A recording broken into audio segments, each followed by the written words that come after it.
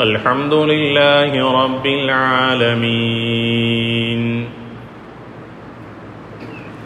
نحمده ونستعينه ونستغفره ونعوذ بالله من شرور أنفسنا ومن سيئات أعمالنا من يهده الله فلا مضل له ومن يضلله فلا هادي له أشهد أن لا إله إلا الله وحده لا شريك له وأشهد أن محمدا عبده ورسوله اللهم صل على محمد وعلى آل محمد وبارك وسلم عليه يا أيها الذين آمنوا اتقوا الله حق تقاته ولا تموتن إلا وأنتم مسلمون أما بعد فقد قال الله تعالى في كلامه الكريم أعوذ بالله من الشيطان الرجيم بسم الله الرحمن الرحيم ربنا هب لنا من أزواجنا وذرياتنا قرة أعين واجعلنا للمتقين إماما صدق الله العظيم قال النبي صلى الله عليه وسلم كل معروف صدقة رواه مسلم அளவற்ற அருளாளனும் நிகரற்ற அன்புடையனும் ஆகிய எல்லாம் வல்ல அல்லாஹு தஆலாவின் பெயரால் இன்றைய குத்பா பிரசங்கத்தை ஆரம்பம் செய்கிறேன். எல்லா புகழும் புகழ்ச்சியும் உலகத்தை படைத்து பரிபாலித்துக் கொண்டிருக்கக்கூடிய ஏக வல்லனாம் அல்லாஹு தஆலா ஒருவனுக்கே உரித்தானது. அல்ஹம்துலில்லாஹ். ஸலவாத்தும் சலாமும் சாந்தியும் சமாதானமும் எம் உயிரிலும் மேலான அன்னலம் கண்மணி நாயகம் ஸல்லல்லாஹு அலைஹி வஸல்லம் அவர்கள் மீதும் அவர்களுடைய வாழ்வை முழுமையாக பின்பற்றி நடந்த உத்தம சஹாபாக்கள், தாபிஈன்கள், தபஉ தாபிஈன்கள், நல்லோர்கள் நம் அத்துணை பேரின் மீதும் எல்லாம் வல்ல அல்லாஹு தஆலாவின் சாந்தியும் சமாதானமும் மக்ஃபிரத்தும் உண்டாவதாக வேண்டியதன் பின்னால் புனிதமான ஜும்ஆவுடைய கடமையை நிறைவேற்றுவதற்காக அல்லாஹு தஆலாவின் மாளிகையில் வீற்றிருக்கும் அல்லாஹின் நல்லடியார்களே, தக்வாதாரிகளே, அல்லாஹு தஆலா எந்த நலவான கருமங்களை எடுத்து நடக்குமாறு நமக்கெல்லாம் ஏவிருக்கின்றானோ அவனுடைய கட்டளைகளை, ஏவல்களை நம்முடைய வாழ்க்கையில் எடுத்து நடந்து கொள்ளுமாறும், எந்த விடயங்களிலிருந்து முழுமையாக நம்மை பாதுகாத்துக் கொள்ளுமாறு அல்லாஹு தஆலா எம்மை பார்த்து தடை உத்தரவு பிறப்பித்திருக்கிறானோ அவ்வாறான தீய விடயங்களிலிருந்து முழுமையாக நமது ஆன்மாவை பாதுகாத்துக் கொள்ளுமாறு முதலாவதாக இவ்வடியேனுக்கும் அப்பால் உங்களுக்கும் வசியத்தென்னும் நல்லுபதேசம் செய்து கொள்ளுகின்றேன். எல்லாம் வல்ல அல்லாஹ் நம் அனைவர்களுக்கும் ரஹ்மத் செய்தல்வானாக, எம் பாவங்களை மன்னிப்பானாக, உன்னதமான அவனுடைய மாளிகையில் எங்களை எல்லாம் ஒன்று சேர்த்ததைப் போல நாளை சுவர்க்கத்திலும் நம் அனைவர்களையும் ஒன்று சேர்த்தல்வானாக. கண்ணியத்திற்குரிய சகோதரர்களே, அல்லாஹுடைய நல்லடியார்களே, இந்த உலகத்துடைய வாழ்வு என்பது ஒரு குறுகிய கால வாழ்க்கை. நபிகள் நாயகம் ஸல்லல்லாஹு அலைஹி வஸல்லம் அவர்கள் இந்த உம்மத்தினுடைய சமூகத்தினுடைய ஆயுட்காலத்தை நிர்ணயித்து சொன்னார்கள். 60 வருடங்கள் 70 வருடங்கள் என்னுடைய உம்மத்தினுடைய ஆயுட்காலம் என்று இந்த உம்மத்தினுடைய ஆயுட்காலத்தின் சராசரி வாழ்வை எங்களுக்கு நிர்ணயித்து சொல்லி இருக்கிறார்கள். 70, 75, 80, 90 என்று தாண்டி செல்வது பாக்கியமான ஒரு வாழ்க்கை அது.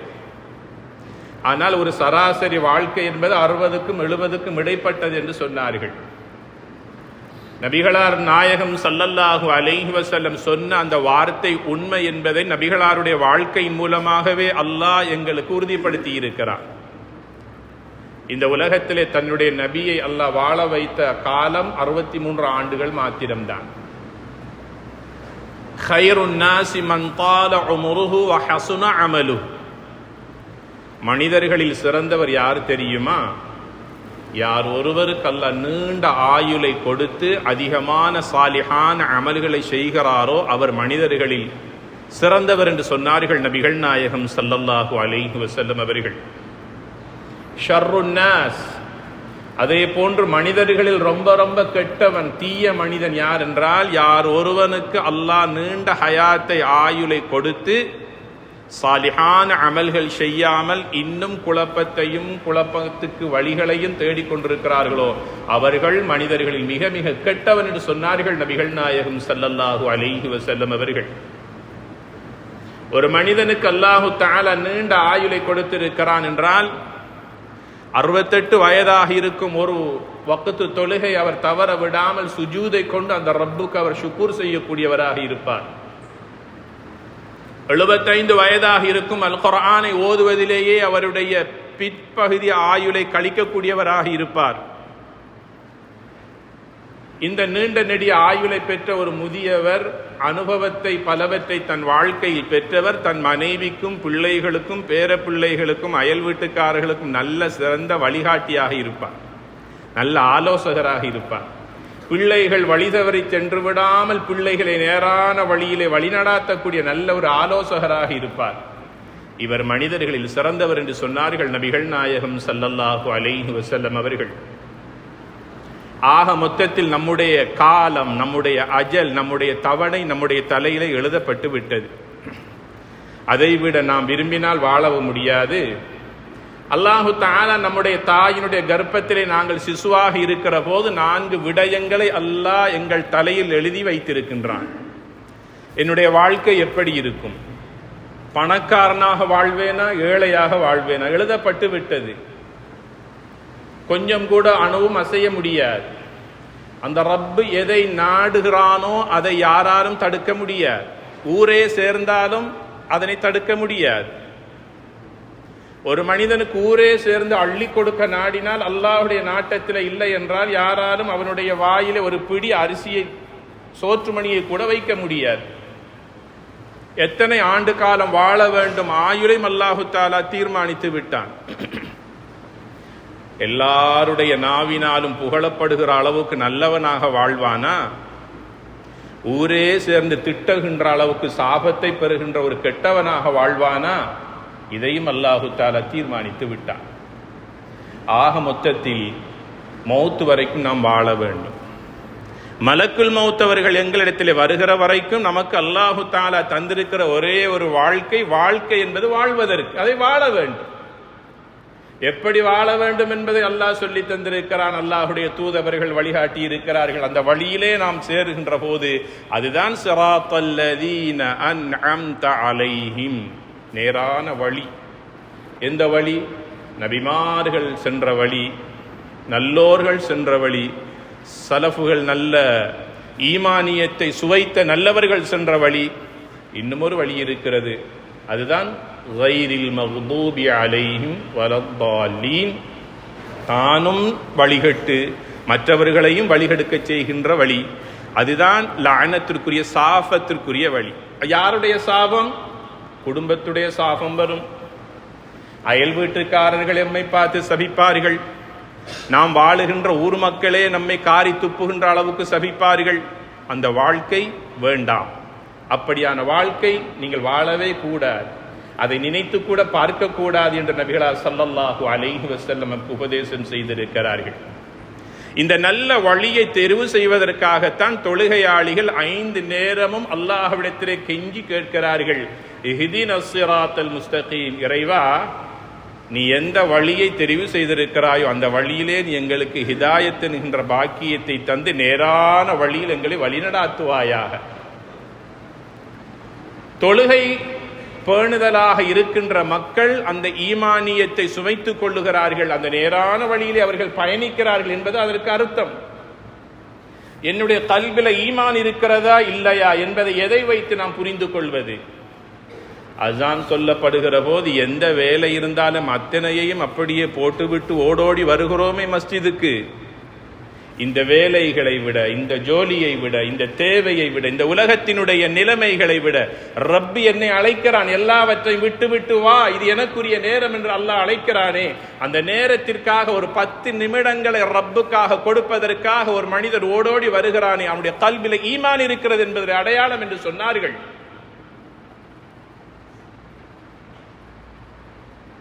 ஒரு குறுகிய கால வாழ்க்கை வாழக்கூடிய இந்த குறுகிய கால வாழ்க்கையில் சந்தோஷம், மகிழ்ச்சி, நிம்மதி நம்முடைய வாழ்க்கையில் இருக்க வேண்டும். அந்த சந்தோஷத்தை மகிழ்ச்சியையும் பெற்றுக்கொள்வது என்பது செல்வந்தர்களால் மாத்திரம் அல்ல. நாம் ஏழைகளாக இருக்கிறோமே அல்லது பரம ஏழையாக இருக்கிறோமே என்பது சந்தோஷத்திற்கு காரணம் அல்ல, சந்தோஷத்தை தடுக்கக்கூடியவை அல்ல. சந்தோஷம் என்பது ஒரு ஏழைக்கும் வர வேண்டும், ஒரு பணக்காரனுக்கும் வர வேண்டும், படித்தவனுக்கும் இருக்க வேண்டும், ஒரு பாமரனுக்கும் இருக்க வேண்டும். நிம்மதி என்பது நிரந்தரமாக இருக்க வேண்டும். சந்தோஷம், மகிழ்ச்சி அவ்வப்போது வந்து செல்ல வேண்டும். நம் வாழ்க்கையில் மகிழ்ச்சி, சந்தோஷத்தை ஏற்படுத்துகின்ற விடயங்கள் 4 என்று நபிகள் நாயகம் ஸல்லல்லாஹு அலைஹி வஸல்லம் சொன்னார்கள். நம் வாழ்க்கையில் மகிழ்ச்சியை உண்டு பண்ணுகின்ற விடயங்கள் 4. முதலாவது சொன்னார்கள், அல் மர்அத்து ஸாலிஹா. ஒரு கணவனுக்கு ஒரு சாலிஹான மனைவி கிடைத்து விட்டால் அவனுடைய குடும்ப வாழ்க்கை மகிழ்ச்சியாக இருக்கும் என்று சொன்னார்கள் நபிகளார் ஸல்லல்லாஹு அலைஹி வஸல்லம் அவர்கள். கை நிறைய மடி நிறைய பணத்தை சொல்லவில்லை, மகிழ்ச்சியினுடைய அடையாளமாக சொன்னார்கள். ஒரு கணவனுக்கு கிடைக்கின்ற ஒரு சாலிஹான மனைவி, காலையிலே வீட்டை விட்டு தொழிலுக்கு செல்லுகிற போது சலாம் சொல்லி வழி அனுப்பி வைக்கின்ற ஒரு மனைவி, அத்தனை கவலைகளையும் வலிகளையும் சுமைகளையும் உள்ளத்தில் சுமந்து கொண்டு மாலை நேரத்தில் வீட்டுக்கு வருகின்ற கணவனை சலாம் சொல்லி வரவேற்று அவரை ஆறுதல் படுத்தி ஆசுவாசப்படுத்தி மனதிலே இருக்கின்ற கவலைகளை போக்கக்கூடிய அளவுக்கு அரவணைத்து, அந்த அரவணைப்பிலே கணவன் கட்டுண்டு தன்னுடைய மனைவியினுடைய அன்பிலே அவன் கட்டுப்பட்டு விடுகிறான். வெளியில் நடந்த அனைத்து மனக்கசப்புகளை அவன் மறந்து விடுகிறான். அல்லாஹுடைய நபி கண்மணி நாயகம் ஸல்லல்லாஹு அலைஹி வஸல்லம் சொன்னார்கள், ஒரு சாலிஹான மனைவியால் மாத்திரம்தான் தன் கணவனை அப்படியே அரவணைத்துக் கொள்ள முடியும். 40வது வயதிலே நபிகளார் ஸல்லல்லாஹு அலைஹி வஸல்லம் அவர்கள் ஹிராவில் இருக்கிற போது முதலாக அல்லாஹு தஆலா வஹியை இறக்குகிறான். குர்ஆனுடைய வசனம் இறங்குகிறது. நபிகளாருடைய உள்ளத்திலே அந்த குர்ஆனுடைய இல்மை சுமந்து கொண்டு தன்னுடைய மனைவியிடத்திலே ஓடோடி வருகிறார்கள். பதட்டத்தோடு பயத்தோடு நடுங்கியவர்களாக வருகிறார்கள். நபிகளார் அவர்கள் ஜம்மிலூனி ஜம்மிலூனி, மனைவி ஹதீஜாவை பார்த்து சொன்னார்கள், ரொம்ப பயமாக இருக்கிறது, எனக்கு ஏதோ உயிருக்கு ஆபத்து இருக்கிறது, ஒரு தடித்த போர்வை எடுத்து என்னை போர்த்துங்கள், என்னுடைய உயிருக்கே ஆபத்து இருக்கிறது போல் தெரிகிறது என்று தன்னுடைய நிலையை சொன்னார்கள். ஒரு சாலிஹான மனைவியாக இருந்து ஹதீஜா ரலியல்லாஹு தஆலா அன்ஹா அவர்கள் தன்னுடைய கணவனை பக்கத்திலே முதலாவது உட்கார வைத்தார்கள். இரண்டாவது சில ஆலோசனைகளை சொன்னார்கள் தன் கணவனை பார்த்து, நீங்க ஏன் பயப்படுகிறீர்கள்? நீங்கள் அடுத்தவனுடைய சொத்துக்களை களவாடியதில்லை, உங்களுடைய சொல்லால் செயலால் மற்றவருடைய உள்ளத்தை புண்படுத்தியது கிடையாது, பக்கத்து வீட்டுக்காரனுக்கு நீங்கள் அநியாயம் செய்தது கிடையாது, உங்கள் குடும்ப உறவினர்களோடு சேர்ந்து வாழ்கிறீர்கள், அவர்கள் எவ்வளவுதான் உங்களுக்கு துன்பங்களையும் அநியாயங்களையும் செய்தாலும் பொறுத்து கொள்கிறீர்கள், மன்னித்துக் கொள்கிறீர்கள், அவர்களோடு சேர்ந்து வாழ்கிறீர்கள், ஆக மொத்தத்திலே உங்களுக்கு எதிரிகள் யாரும் கிடையாது, நீங்கள் பயப்பட தேவையில்லை. ஒரு மனைவியினுடைய அன்பான வார்த்தையில் கட்டுண்டு போனார்கள் நபிகளார் ஸல்லல்லாஹு அலைஹி வஸல்லம் அவர்கள். ஆக மொத்தத்தில் ஒரு மனைவி சாலிஹானவளாக இருக்கிற போது கணவனுடைய வாழ்க்கை மகிழ்ச்சிக்குரியதாக இருக்கும். ஒரு கணவனுடைய மகிழ்ச்சியின் 2வது அம்சமாக நபிகளார் ஸல்லல்லாஹு அலைஹி வஸல்லம் சொன்னார்கள், அவர்களுடைய வசதிக்கு வாய்ப்புக்கு ஏற்றாற்போல வாழ்வதற்கான ஒரு சொந்த வீடு மனமகிழ்ச்சி உண்டாக்கும் என்று சொன்னார்கள் நபிகளார் ஸல்லல்லாஹு அலைஹி வஸல்லம் அவர்கள். ஒரு சொந்தமான வீடு இல்லாதவர்கள் படுகிற கஷ்டமும் துன்பமும் வலிகளும் நாம் அறிந்திருக்கின்றோம். ஆக மொத்தத்தில் ஒரு வீட்டின் மூலமாக மகிழ்ச்சி ஏற்படுகிறது என்று சொன்னார்கள். அந்த மகிழ்ச்சியின் முதலாவதாக அல்லாஹுடைய தூதர் ஸல்லல்லாஹு அலைஹி வஸல்லம் சொன்னார்கள், பெண்கள் வீட்டிலே தொழுகின்ற வீடு மகிழ்ச்சிக்குரிய வீடாக இருக்கும் என்று சொன்னார்கள். அல் குர்ஆனை அதிகமாக ஓதுகின்ற வீடுகள் மகிழ்ச்சிக்குரிய வீடாக இருக்கும் என்று சொல்லுகிறார்கள். அல்லாஹுவை பற்றி பேசுகின்ற வீடுகள் அதிகமாக மகிழ்ச்சிக்குரிய வீடாக இருக்கும் என்று சொல்லுகிறார்கள். பாழடைந்த வீடு எது தெரியுமா? மக்கள் குடிவாழாத வீட்டை பற்றி நபிகளார் ஸல்லல்லாஹு அலைஹி வஸல்லம் சொல்லவில்லை. பாழடைந்த வீடு, மலக்குகள் வருவதற்கு வெறுக்கின்ற வீடு, எந்த வீட்டிலே பெண்கள் தொழவில்லையோ, ஆண்கள் பள்ளிக்கு வர வேண்டும், பெண்கள் வீட்டிலே தொழ வேண்டும், தொழாத வீடு, குர்ஆன் ஓதப்படாத வீடு, சினிமா பாடல்கள் ஒலிக்கப்படக்கூடிய வீடுகள், இப்படியாக ஷைத்தான்கள் வாழுகின்ற வீடு மட்டுமல்ல, வீட்டுக்குள் உள்ளே நுழைந்த ஒரு கணவனோ ஒரு பிள்ளையோ பிஸ்மில்லா சொல்லாமல் வீட்டுக்குள்ளே நுழைந்தார்களே, அந்த வீடு ஷைத்தான்கள் இப்லீஸ்கள் வாழும் வீடு என்று சொன்னார்கள் நபிகளார் ஸல்லல்லாஹு அலைஹி வஸல்லம். மலக்குகள் அங்கே வரமாட்டார்கள், வருவதற்கு வெறுப்பார்கள் என்று சொன்னார்கள். ஒரு வீட்டின் மூலமாக மனமகிழ்ச்சியை ஏற்படுத்துகின்ற நிகழ்வுகளை அல்லாஹுடைய தூதர் சொல்லுகிறார்கள். வீட்டை விட்டு நீங்கள் தொழிலுக்காக செல்லுகிறீர்கள், மாணவர்கள் பாடசாலைக்கு செல்லுகிறீர்கள், எங்கு சென்றாலும் சரி பிஸ்மில்லாஹி தவக்கல்து அலல்லாஹ் ஓதிக்கொண்டு செல்லுங்கள். உங்களுடைய வலப்பக்கம் இடப்பக்கம் முன்னால் பின்னால் தலைக்கு மேலால் கால் பாதத்துக்கு கீழால் அல்லாஹுடைய மலக்குகள் உங்களுக்கு பாதுகாவலர்களாக வருகிறார்கள். அவனை பாதுகாப்பது அல்லாஹுடைய பொறுப்பு என்று அல்லாஹுடைய நபி கண்மணி நாயகம் ஸல்லல்லாஹு அலைஹி வஸல்லம் சொன்னார்கள். விபத்துக்கள் எத்தனை பல திடீர் மரணங்கள் எங்களுடைய காதுக்கு வந்து செல்லுகிறது. இன்று இளவயது மரணங்கள் அதிகரித்துக் கொண்டு செல்லுகின்ற ஒரு காலத்திலே நாம் வாழ்ந்து கொண்டிருக்கிறோம். அன்றொரு காலம் 80-90 மரண செய்திகள் வந்து சென்ற காலம். இன்று படிக்கின்ற மாணவர்களுடைய மரண செய்திகள் ஏராளம். திருமணம் முடித்த இளவயதினுடைய மரண செய்திகள் ஏராளம். சாதிக்க துடிக்கின்ற மாணவர்கள் வாலிபர்களுடைய மரண செய்தி ஏராளம். எத்தனை காலங்கள் இந்த பூமியிலே ஆட்டம் போட முடியும்? எங்களுடைய ஆட்டத்தை அடக்குவதற்கும் ஒடுக்குவதற்கும் மலக்குல் மௌத் அவர்கள் ஒரு நாள் வருவார்களே. தொழுகை இல்லாத நிலையிலே அது வந்தால், மன் தரக்க ஸலாத முத்தஅம்மிதன் ஃபகத் கஃபர், தொழுகை இல்லாதவன் மரணிக்கிற போது அவன் காஃபிராக மரணிக்கிறான் என்று சொன்னார்களே நபிகளார் ஸல்லல்லாஹு அலைஹி வஸல்லம் அவர்கள். நன்றாக பார்க்கக்கூடிய 2 கண்மணிகளை அல்லாஹ் தந்திருக்கிறான். எம்மை குருடாக அல்லாஹ் படைக்கவில்லையே.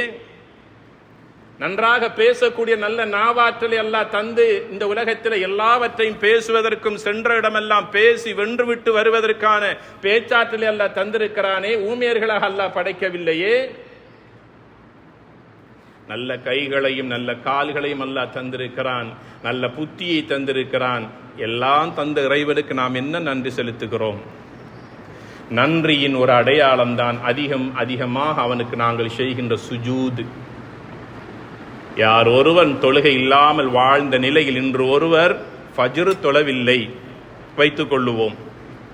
இன்று காலை வெள்ளிக்கிழமை சுபஹ் தொழாத ஒருவர் ஜும்ஆவுக்கு இடைப்பட்ட இந்த நேரத்தில் அவர் வஃபாத்தாகி இருந்தால் அவர் காஃபிரான நிலையிலே மரணிக்கிறார். அதனைத்தான் நபிகளார் ஸல்லல்லாஹு அலைஹி வஸல்லம் சொன்னார்கள், மன் தரக்க ஸலாத முத்தஅம்மிதன் ஃபகத் கஃபர், தொழுகை இல்லாத நிலையில் ஒருவன் வாழ்வதும் மரணிப்பதும் அவன் காஃபிர் என்று சொன்னார்கள். காஃபிருடைய நிலையிலே இருக்கிறான். நாம் யாரையெல்லாம் காஃபிர் என்று சொல்லுகிறோம்? யாரையெல்லாம் பார்த்து சொல்லிக் கொண்டிருக்கிறோம்? என் மனைவி இடத்திலே தொழுகை இல்லை என்றால் நான் ஒரு காஃபிரான மனைவியை வீட்டிலே வைத்திருக்கிறேன் என்பது அடையாளம். 10 வயதுக்கு மேற்பட்ட ஒரு பிள்ளை, மகளோ மகனோ தொழுகை இல்லாதவனாக இருந்தால் வீட்டிலே தொழுகை இல்லாத பிள்ளைகளை நான் பராமரித்துக் கொண்டிருக்கிறேன் என்பது அடையாளம். அர்த்தம், தொழாத வீடுகளிலே அல்லாஹுடைய லஅனத் சாபம் இறங்கும். சில வேளைகளில் அயல் வீடுகளையும் அது பாதிக்கும் என்று சொன்னார்கள் நபிகளார் ஸல்லல்லாஹு அலைஹி வஸல்லம் அவர்கள். ஆக மொத்தத்தில் ஒரு மனித உள்ளத்திலே சந்தோஷத்தை ஏற்படுத்துகின்ற 2வது விடயம் ஒரு நல்ல சாலிஹான வீடு. 3வது சந்தோஷத்தை ஏற்படுத்துகின்ற விஷயம் நல்ல அயல் வீட்டுக்காரர்கள், அண்டை அயல் வீட்டுக்காரர்கள் நல்லவர்களாக இருக்க வேண்டும். அல்லாஹு தஆலா எங்களுக்கு தந்திருக்கிற சொத்துக்களையும் செல்வங்களையும் நாங்கள் எங்களுக்கு ஏற்றாற்போல அனுபவித்து வாழ்ந்து கொண்டிருக்கிறோம். நாமும் யாருடைய தொல்லைக்கு போறதும் இல்லை. மற்றவருடைய தொல்லை வந்தாலும் பொறுமையோடு நாம் இருக்கின்றோம். நபிகளார் ஸல்லல்லாஹு அலைஹி வஸல்லம் ஒரு நாள் மஸ்ஜிது நபவியில இருக்கிற போது அருமை தோழர்களான சஹாபாக்களுக்கு பயான் நிகழ்த்துகிற போது ஒரு செய்தியை சொல்லுகிற போது உணர்ச்சி வசப்பட்டார்கள். அவருடைய வெண்மையான முகம் சிவந்து விட்டது. ஒரு சில வேளைகளில் உட்கார்ந்திருந்த நபிகளார் அவர்கள் எழுந்து நின்றார்கள். அந்த அளவுக்கு உணர்ச்சி வசப்பட்டு ஒரு செய்தியை சொன்னார்கள். வல்லாஹி லா யுமின், வல்லாஹி லா யுமின், வல்லாஹி லா யுமின். அல்லாஹின் மீது சத்தியமாக அவன் முஃமின் அல்ல, அவனிடத்தில் ஈமான் இல்லை. சத்தியமாக என்று 3 தடவைகள் அவனிடத்தில் ஈமான் இல்லை, அவன் முஃமின் அல்ல என்று 3 தடவைகள் சத்தியம் செய்தார்கள் நபிகளார் ஸல்லல்லாஹு அலைஹி வஸல்லம் அவர்கள். அருமை தோழர்களான சஹாபாக்கள், நபியே நாயகம், அது யார்? அவனை கொஞ்சம் எனக்கு காட்டி தாங்களே என்று கேட்டார்கள். மன் கான யுமினு பில்லாஹி வல் யௌமில் ஆகிர் ஃபலா யுதி ஜாரஹ்.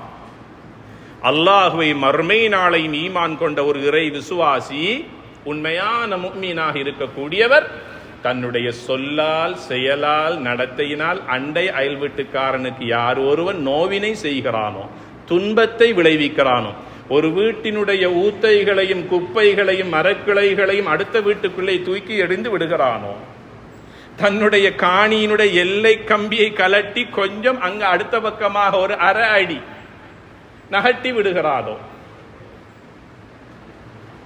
அவன் முஃமின் அல்ல என்று சொல்லிய நபிகளார் ஸல்லல்லாஹு அலைஹி வஸல்லம் சொன்னார்கள், நாளை மஹ்ஷர் மைதானத்தில் சில மனிதர்களுடைய கழுத்திலே அல்லாஹு தஆலா மாலை அணிவிப்பான். நமது ஊருக்கு ஒரு அமைச்சர் வருவதாக இருந்தால் ஊரே சேர்ந்து மாலை அணிவிக்கக்கூடிய காட்சி நான் சொல்லி நீங்கள் அறிய வேண்டிய அவசியம் கிடையாது. மாலை அணிவித்து வரவேற்பது, உச்சகட்ட கண்ணியத்தை வரவேற்பையும் கொடுப்பது. இதே போல நாளை மஹ்ஷர் மைதானத்தில் 2 மனிதர்களுக்கு அல்லாஹ் மாலை அணிவிப்பான் கழுத்தில். ஒரு சாராருடைய மாலை எப்படி இருக்கும் தெரியுமா? கழுத்திலே அல்லாஹு தஆலா அணிவிக்கிற அந்த மாலை சூரிய ஒளிச்சத்தை விட பிரகாசம் உள்ளதாக இருக்கும், ரொம்ப ரம்மியமானதாக இருக்கும். பார்க்கின்றவர்கள் எல்லாம் அவனை பார்த்து கொண்டே இருக்க வேண்டும் என்று ஆசைப்படுவார்கள். ரொம்ப ரொம்ப அழகாக இருக்கும். ஒளிமயமான ஒரு கிரீடத்தை அல்லாஹ் அணிவித்து கழுத்திலும் மாலையாக போட்டு விடுவான். இது ஒரு மனிதன். இன்னும் ஒரு மனிதனுடைய கழுத்திலும் அல்லாஹு தஆலா மாலை அணிவிப்பான். அது என்ன மாலை? இந்த பூமி எவ்வளவு இருக்கிறதோ, இந்த கடலினால் சூழப்பட்ட இந்த பூமி 3இல் 1 பகுதி தான் நிலமாகி இருக்கிறது என்றால் முழு உலகத்திலுமே நிலம் இருக்கிறது. நிலம் இல்லாத இடம் எங்கிருக்கிறது? யார் ஒருவர் மற்றவனுடைய நிலத்தை அநியாயமாக அபகரித்தானோ, ஒரு சொட்டு, ஒரு ஜான் நிலத்தை அபகரித்து எடுத்துக்கொண்டானோ, அந்த பூமியை 7 பூமிகளாக அல்லாஹு தஆலா சுருட்டி அவனுடைய கழுத்திலே அணிவித்து விடுவான். எப்படி இருக்கும் அவனுடைய நிலை என்று சிந்தித்து பாருங்கள். நபிகள் நாயகம் ஸல்லல்லாஹு அலைஹி வஸல்லம் சொன்னார்கள், மற்றவருக்கு அநியாயம் செய்யக்கூடியவன் சொர்க்கம் நுழைய மாட்டான் என்று சொன்னார்கள். ஆக மொத்தத்தில் எங்கட வீட்டில் வலது பக்கம், இடது பக்கம், முன்னால், பின்னால் யாரெல்லாம் இருக்கிறார்கள்? அயல் வீட்டுக்காரர்கள் என்றால் யார்? முன்னால் 40 வீடு, பின்னால் 40 வீடு, வலது பக்கத்தால் 40 வீடு, இடது பக்கத்தால் 40 வீடு, ஆக மொத்தத்தில் ஒரு ஊரே வந்து விடுகிறது. 160 வீடுகள் என்னுடைய அயல் வீட்டுக்காரர்கள். நபிகளார் ஸல்லல்லாஹு அலைஹி வஸல்லம் தன் மனைவி சஃபியா ரலியல்லாஹு அன்ஹா அவர்களை பார்த்து சொன்னார்கள், இதா தபக்த மரகதன் ஃபஅக்ஸிர் மஅஹா வதஆஹத் ஜீரானக். சஃபியா, நரகத்தை விட்டு நீ பாதுகாப்படைய வேண்டும் என்றால் தொழுகையோடு உன்னுடைய நாவையும் பாதுகாத்துக்கொள். மற்றவர்களை பற்றி புறம் பேசுவதும், கோள் சொல்லுவதும், அருவருப்பான அசிங்கமான வார்த்தைகளை சொல்லுவதிலிருந்து உன்னுடைய நாவை பாதுகாத்துக்கொள். மற்றவர்களை பற்றி கெட்ட எண்ணம் எழுதுவதிலிருந்து உன்னுடைய சிந்தனை, உன்னுடைய கல்வை பாதுகாத்துக்கொள். அடுத்ததாக சொன்னார்கள், நரகத்தை விட்டு நீ பாதுகாப்படைய வேண்டும் என்றால் உன்னுடைய அயல் வீட்டுக்காரர்களுக்கு நீ சமைக்கின்ற கறியினுடைய ஆணத்தை கொஞ்சம் அதிகமாக்கி அடுத்த வீட்டுக்கும் கொஞ்சம் கொடுத்து அனுப்பு. இதன் மூலமாக அல்லாஹ் உன்னை நரகத்திலிருந்து பாதுகாப்பான் சஃபியா என்று சொன்னார்கள் நபிகளார் ஸல்லல்லாஹு அலைஹி வஸல்லம் அவர்கள். ஒரு மனிதனுடைய வாழ்க்கையில் சந்தோஷத்தை, மகிழ்ச்சி ஏற்படுத்துகின்ற 3வது விடயம், என்னுடைய குடும்பம் நல்லா வாழ வேண்டும். எல்லோருக்கும் இருக்கிற எதிர்பார்ப்பு. அதற்காகத்தான் இந்த கஷ்டங்களும் துன்பங்களும், வெயில் மழை பாராமல் இருக்கின்ற உழைப்பு. எதற்காக? மனைவிக்காக, பிள்ளைகளுக்காக. என் குடும்பம் நல்லா வாழ வேண்டும். இப்ராஹிம் அலைஹிஸ்ஸலாத்து வஸ்ஸலாம் அவர்களுடைய முன்மாதிரி மிக்க குடும்ப வாழ்க்கையை உறுதியாக பேசப்பட்ட ஒரு துல்ஹஜ் மாதத்திலே நாம் இருக்கிறோம். தன்னுடைய மனைவி பிள்ளைகளோடு ஒரு முன்மாதிரி மிக்க ஒரு தகப்பனாக வாழ்ந்து மரணித்தவர்கள் இப்ராஹிம் அலைஹிஸ்ஸலாம் அவர்கள். அவர்கள் மரணித்த 5000 ஆண்டுகள் ஆகிவிட்ட, ஆனாலும் அவருடைய குடும்ப வாழ்க்கையை பற்றி இன்று உலகம் பேசிக் கொண்டிருக்கிறது. முன்மாதிரி மிக்க ஒரு இஸ்லாமிய குடும்பமாக வாழ்ந்துவிட்டு சென்றார்கள். நம்முடைய மரணம் அப்படித்தான் இருக்க வேண்டும். நாம் பிறந்தோம், வாழ்ந்தோம், வளர்ந்தோம், மரணித்தோம் என்பதால் நம்முடைய வாழ்க்கை, நம்முடைய வாழ்க்கைக்கு ஒரு அர்த்தம் இருக்க வேண்டும். கண்ணியத்திற்குரிய பெருமக்களே, நான் மரணித்ததற்கு பிறகு இந்த பூமியில சில அடையாளங்களை நான் விட்டு செல்ல வேண்டும். என்னுடைய மரணத்திற்கு பிறகு அந்த சமுதாயம், என்னுடைய குடும்பத்தவர்கள், என்னுடைய ஊர் மக்கள் நான் இல்லையே என்று கவலைப்படுகிற அளவுக்கு நான் அடையாளம் ஒன்றை வைத்துவிட்டு செல்ல வேண்டும். பயனுள்ள ஒரு மனிதனாக வாழ்ந்துவிட்டு செல்ல வேண்டும். ஹைருன் நாஸ் மன் அன்ஃபஅஹும் லின்னாஸ். மனிதர்களில் ரொம்ப நல்லவன் யார்? நபிகள் நாயகம் ஸல்லல்லாஹு அலைஹி வஸல்லம் சொன்னார்கள், தனக்காக வாழாமல் பிறர் நலம் பேணுவதற்காக என்னை போல மற்றவனும் வாழ வேண்டும் என்று யார் ஒருவர் பிறர் நலம் பேணுகின்ற அளவுக்கு வாழ்கிறானோ அவன் மரணித்தாலும் அந்த மனிதனுடைய உள்ளங்களில் வாழ்ந்து கொண்டிருப்பான் என்று சொன்னார்கள் நபிகள் நாயகம் ஸல்லல்லாஹு அலைஹி வஸல்லம் அவர்கள். இந்த சாளம்ப குலத்தினுடைய வரலாறு எவ்வளவு? நான் நினைக்கிறேன் 250 வருடங்களுக்கு மேலாக இருக்கலாம். இந்த ஊரினுடைய வரலாற்றை பற்றி ஒரு மீலாதுன் நபியினுடைய புத்தகத்தில் எங்களுடைய ஜாகிரா கல்லூரியினுடைய லைப்ரரியில் இந்த புத்தகம் ஒன்று இருந்து நான் படித்த ஞாபகம். 240 250 வருடங்கள் என்று வைத்துக் கொள்வோம். எத்தனை பல நல்லோர்களை, முன்னோர்களை நாம் அடக்கிவிட்டோம். அந்த அடக்கப்பட்ட மக்களில் எத்தனை பேரை பற்றி நம்முடைய உள்ளத்தில் அந்த சிந்தனை இருக்கிறது? போன கிழமை மரணித்தவர்களே மறந்த சமுதாயம் அல்லவா நாம்? 50 வருடங்களுக்கு முன்னால் வாழ்ந்து மரணித்தவர்களையா இன்னும் வைத்துக் கொண்டிருக்க போகிறோம்? நான் தொழுத இடத்தில் என்னுடைய மகன் தொழ வேண்டும். நான் ஓதிய குர்ஆன் எனக்கு பிறகு அது மூடப்படக்கூடாது. என்னுடைய மகனோ, என்னுடைய பிள்ளைகள், என்னுடைய வாரிசுகளோ அதை திறந்து ஓத வேண்டும், படிக்க வேண்டும். அல்லாஹ் தந்த சொத்துக்களையும் செல்வங்களையும் என்னால் யாருக்கெல்லாம் பயணிக்கக்கூடிய அளவுக்கு நான் அதை செலவழித்தேனோ அதே போல எனக்கு மேலால் மண்ணை போட்டதற்கு பிறகு அது தடைபட்டு விடக்கூடாது. என்னுடைய வேலையை என்னுடைய மகன் செய்ய வேண்டும், என்னுடைய பிள்ளைகள் செய்ய வேண்டும். அப்படி இருக்குமையாக இருந்தால் இந்த பூமியிலே நான் வாழ்ந்தேன் என்பதற்கு அர்த்தம். ஆக கண்ணியத்திற்குரிய அல்லாஹுடைய நல்லடியார்களே, யாருக்கும் சுமையாக வாழக்கூடாது, யாரையும் தொந்தரவு படுத்தக்கூடாது. மற்றவர்களுக்கு நலவுகள் செய்யாவிட்டாலும் பரவாயில்லை, தொந்தரவு செய்யாமல் நம்முடைய வழியில் வாழ்ந்தாலே போதும். உலக வாழ்வு நமக்கு நிம்மதி உள்ளதாக இருக்கும், ஆஹிராவுடைய வாழ்வு நமக்கு மகிழ்ச்சிக்குரியதாக இருக்கும். ஒரே ஒரு ஹதீஸை கூறி நான் முடிவுரைக்கு வருகிறேன். நபிகள் நாயகம் ஸல்லல்லாஹு அலைஹி வஸல்லம் சொல்லுகிறார்கள், ஒரு மனிதன் மரணிக்கிற போது அவன் சாலிஹான மனிதனாக இருக்கிறான். சாலிஹான மனிதன் என்றால் அல்லாஹும் ரசூலும் விரும்பக்கூடிய எல்லாமே அவனிடத்திலே இருக்கிறது. அவன் வாழுகிற போது நோய்களோடு வாழ்கிறான், ரொம்ப கஷ்டத்தோடு வாழ்கிறான். எவ்வளவு தான் உழைத்தாலும் சம்பாதித்தாலும் மறுநாள் தொழிலுக்கு செல்லவில்லை என்றால் வாழ்வதற்கும் உண்பதற்கும் ஒன்றும் இல்லாத வறுமை நிலையிலே வாழ்கிறான். ஆனால் அல்லாஹ்வோடு நெருக்கமான தொடர்போடு இருக்கிறான்.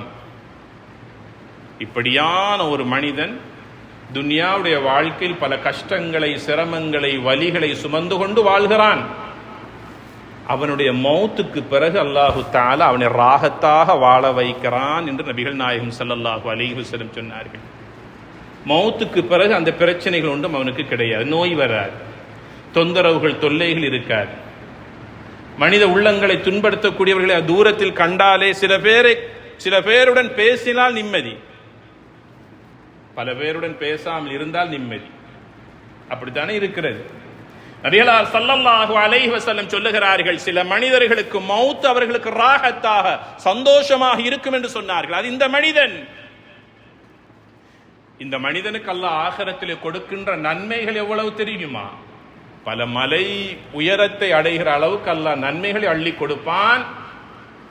அல்லாஹ்விடத்தில் இவன் கேட்பான், யா அல்லாஹ், இவ்வளவு அமல்களை நான் செய்யவில்லையே, நான் செய்த அமல் எனக்கு தெரியுமா இல்லையா? அதைவிட அதிகமான நன்மைகள் கிடைக்கும் என்றால் எனக்கு ஆச்சரியம். அல்லாஹ்விடத்தில் கேட்பான், யா அல்லாஹ், இவ்வளவு அமல்கள் நான் செய்யவில்லையே. அல்லாஹ் சொல்லுவான், உலகத்தில் உனக்கு நோய் வந்த போது, கஷ்டங்கள் வந்த போது, துன்பங்கள் வந்த போது, வறுமை நிலை வந்த போது நீ பொறுமையுடன் பொறுமை காத்து சாலிஹான மனிதனாக வாழ்ந்ததனால் அந்த பொறுமைக்குரிய கூலி இது. அந்த மனிதன் சொல்லுவான், நாம் உலகத்தில் ஒரு தடவையாக நான் சிரிக்காமல் ஆயுள் முழுவதும் கவலையோட வாழ்க்கையோட நோயோட வாழ்ந்திருக்கலாமே, இன்னும் நன்மைகள் அதிகமாக கிடைத்திருக்குமே. ஆக மொத்தத்தில் சோதனைக்குட்படுத்த மனிதனுக்கு ராஹத் மௌத்துடைய நேரம் என்று நபிகளார் ஸல்லல்லாஹு அலைஹி வஸல்லம் சொன்னார்கள். இன்னும் ஒரு மனிதனுக்கு ஒரு ராகத்தை அல்லாஹ் வைத்திருக்கிறான். அது எந்த மனிதன்?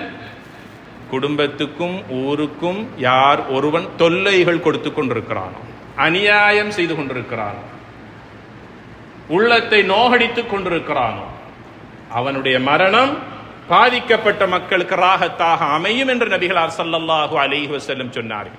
ஆக மொத்தத்தில் என்னுடைய மரணம் மற்றவர்களுக்கு சந்தோஷத்தை ஏற்படுத்தக்கூடாது.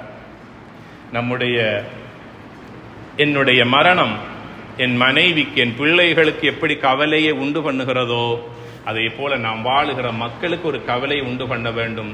அந்த அளவுக்கு 4 பேருக்கு பயனுள்ள மனிதனாக நாம் வாழ்ந்துவிட்டு மரணிப்பதற்கு இந்த குறுகிய கால வாழ்க்கையை பயன்படுத்திக் கொள்வோம். எல்லாம் வல்ல ரஹ்மான் நம் அனைவர்களுடைய பாவங்களை மன்னித்தல்வானாக. என் பெற்றோர்களுடைய பாவங்களை, மனைவி மக்கள், குடும்பத்தார்கள், முஸ்லிம்களான ஆண்கள் பெண்கள் அனைவர்களுக்கும் யா அல்லாஹ் ரஹ்மத் செய்வாயாக. எங்களை விட்டு மரணித்தவர்களுடைய கபர்களை சொர்க்கத்தின் பூஞ்சோலையாக்கி வைப்பாயாக. எங்களில் இருக்கின்ற நோயாளிகளுக்கு உடல் ஆரோக்கியத்தை கொடுப்பாயாக. அவ்வாறான நோய்களும் கஷ்டங்களும் தாங்கிக் கொள்ள முடியாத சோதனைகள் எங்களை வந்து அணுகுவதிலிருந்து ரஹ்மான் எம்மை பாதுகாப்பாயாக. கடந்த காலங்களை விட எதிர்வருகின்ற காலங்கள் எமக்கும் எம் சமுதாயத்தினருக்கும் நம் நாட்டவருக்கும் விமோசனம் உள்ள பிரகாசமுள்ள காலமாக்கி தருவாயாக. எங்கள் தொழிலிலும் வாழ்க்கையிலும் யா அல்லாஹ் பரக்கச் செய்வாயாக. எங்களுக்காக துஆ செய்யக்கூடிய சாலிஹான பிள்ளைகளையும் நல்ல சந்ததிகளையும் தந்தல்வாயாக. திடீர் மௌத்திலிருந்து நம் அனைவர்களையும் பாதுகாப்பாயாக. வ ஆகிரு தஅவானா அனில் ஹம்துலில்லாஹி ரப்பில் ஆலமீன்.